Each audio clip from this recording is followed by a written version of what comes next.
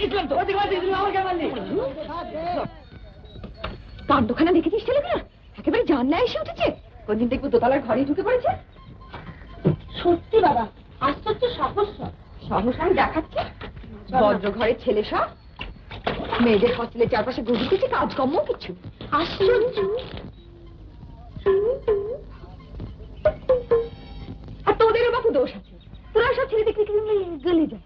ও মা আমরা আবার কি করলাম? তোমরাই তো সব লাই দিয়ে দিয়ে মাথায় তুলেছ। আমরা?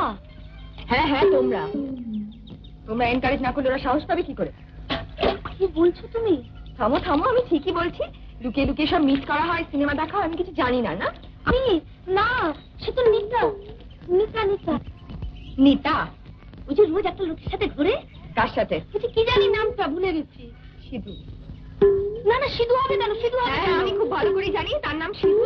ওই তো সেই ঠ্যাংনা কাঠির মতন চেহারা। একটা নম্বরে সবাই জানো ছেলেটাকে চিনি না, অনেক চপ কামু। তুমি যার নাম বলছো সে অন্য লোক। সে অন্য লোক, সেই সিধু আমি খুব ভালো করেই জানি। তার নামে আমি থানায় ডায়েরি করাবো, তাকে হাজত বাস করাবো। দেখ না। আরে তুমি বুঝতে পারছো না, তখন থেকে বলছি লালু।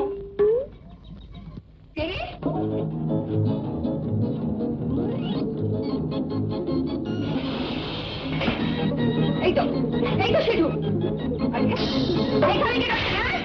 আলু এই দেখো, কথার উত্তর দিন। কি করছিলেন এখানে? কি আদিকে রাখতো? কি করছিলেন?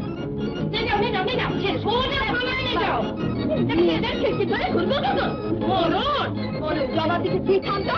জবাব দিচ্ছেন না যে? কি করছিলেন এখানে বলুন? পুলিশে ভাবো তো। এই যে হারা গেছো, ধরো তো।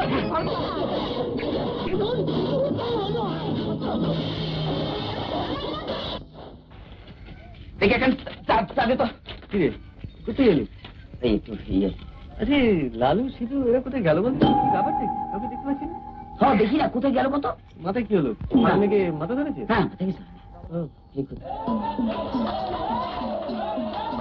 গেল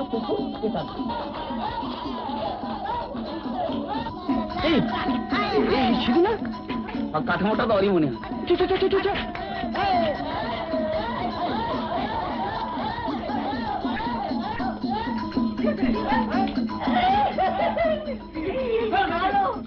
মাথা লাগে তো?